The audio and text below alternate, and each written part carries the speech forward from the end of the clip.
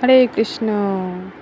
আজকে আপনাদেরকে আমি বলতে চলেছি বা শোনাতে চলেছি গিরি গোবর্ধন পর্বত সম্বন্ধে।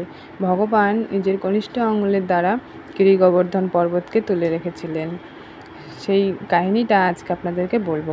তো শুরু করার আগে আপনারা প্লিজ আমার চ্যানেলটিকে লাইক করে একটা কমেন্ট করে আসুন, কমেন্টে রাধে রাধে লিখুন। আর যদি আমার চ্যানেল নতুন হয়ে থাকেন তাহলে প্লিজ আপনারা সাবস্ক্রাইব করে দেবেন। হরে কৃষ্ণ। তো চলুন শুরু করি। প্রথমে জানতে হবে যে কেন ভগবান গোবর্ধন পর্বতকে তুলেছিলেন। তার প্রথমে আসলে আগেকার মানুষরা সকলে ইন্দ্রদেবের পূজা করতেন। তো একদিন ইন্দ্রদেবের পূজা সময় এসেছে, তখন শ্রীকৃষ্ণের বাবা মা এবং গ্রামের সকলেই সেই ইন্দ্রদেবের পুজো করবে, তার জন্য সমস্ত কিছু আয়োজন করেছে। তখন আমার ভগবান বলছে তাদেরকে গিয়ে যে তোমরা এটা কি করছো, কার পুজো করবে, এত আয়োজন কিসের? তো বলছে আমরা ইন্দ্রদেবের পূজা করব, কারণ ইন্দ্রদেবের পুজো না করলে বৃষ্টি হবে না। তো নন্দরাজা শ্রীকৃষ্ণকে বললেন যে আমরা ইন্দ্রের পূজা করছি, ইন্দ্রের পূজা না করলে বৃষ্টি হবে না। আর আমাদের এবার একটুও বৃষ্টি হয়নি, তার কারণে ফসলও ফলেনি। তো কি করব, তার জন্য আমরা ইন্দ্রের পূজা করছি। তো তখন ভগবান শ্রীকৃষ্ণ বললেন যে ইন্দ্রের পূজা করলে তবেই তিনি বৃষ্টি দেবেন? এ কেমন ভগবান যে পুজো করলেই বৃষ্টি দেবে? তার ভগবান তো এমন হওয়া উচিত যে তার সন্তানদের বা তার ভক্তদের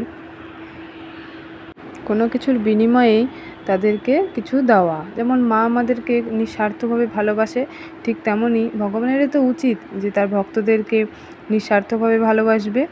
পুজো পেলেই যে তাকে বৃষ্টি দিতে হবে এমন সে আবার কেমন দেবতা? এই কথা শুনে সকলেই তো তারা চিন্তিত হয়ে পড়লেন যে এবার তাহলে কি করা যায়। তখন ভগবান কিন্তু এমন কি বলবো কথা বলতেন যে সকলেই ভগবানের কথা মানত। কৃষ্ণ এমনভাবে কথা বলতে পারত। তো সবাই ওর কথা মানলো। তখন সকলে জিজ্ঞাসা করলো যে এবার আমরা কি করব, তুমি বলো। তখন ভগবান বললেন যে গিরি গোবর্ধনের পুজো করো, কেননা তার কারণেই সে আছে বলেই তোমরা ফসল ফলাতে পারছো, গরু ছাগলরা বেঁচে আছে, তার জন্যই ওখানে অনেক ঘাসপালা হয়।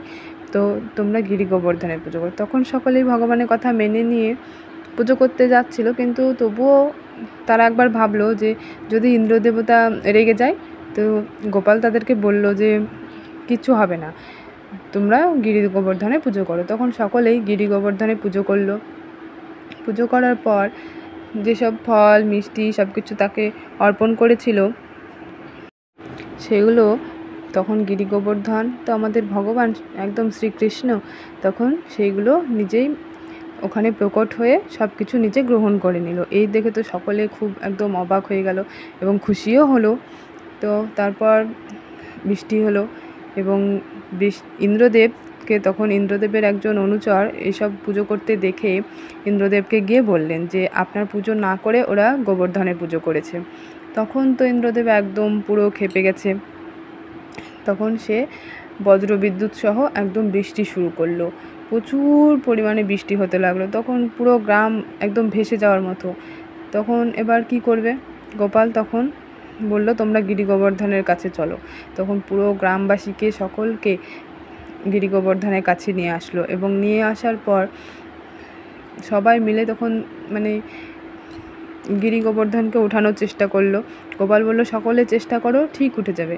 তখন সবাই মিলে কেউ লাঠি হাত দিয়েও এবং মেয়ে ছেলে পুরুষ মানুষ যত ছিল সবাই মিলে তখন গিরি গোবর্ধনকে তোলার চেষ্টা করলো এবং ভগবানও তার কনিষ্ঠ আঙুল বাড়িয়ে দিলেন তখন গিরি গোবর্ধন আপনা আপনি উঠে গেল।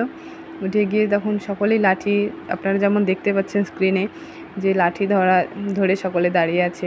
ভগবানও তার কনিষ্ঠ আঙুল দিয়ে ধরে থাকলেন।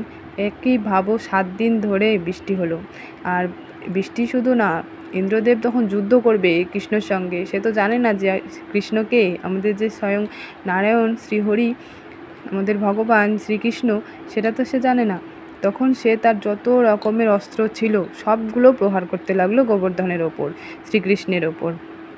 কিন্তু প্রহার করার পরেও সে কিন্তু হেরে গেল, তার যত অস্ত্র ছিল সব কিছু বিফলে গেল, সে যুদ্ধে হেরে গেল, ভগবানের কাছে আর পারল না। সে যত তার অস্ত্র ছিল সবগুলো একে একে গোবর্ধন নিয়ে নিল। তখন একদম সে বুঝতে পারলো যে এ আর কেউ নয়, আমাদের ভগবান শ্রীহরি। তখন সে তার শরণাপন্ন হলো। ভগবান তখন তাকে ক্ষমাও করে দিল এবং বৃষ্টিও থামিয়ে দিল ইন্দ্রদেব। এর ফলে সকলে খুব খুশি হয়ে গেল এবং তারপর থেকে সকলে গিরি গোবর্ধনের পূজা করে। আপনারা যদি কেউ কোনো দিন বৃন্দাবনে যান তাহলে গিরি গোবর্ধন অবশ্যই দর্শন করবেন এবং পরিক্রমা করবেন। হরে কৃষ্ণ, সকলেই ভালো থাকবেন। আর ভিডিওটি ভালো লাগলে প্লিজ লাইক, কমেন্ট, শেয়ার করে দেবেন। রাধে রাধে।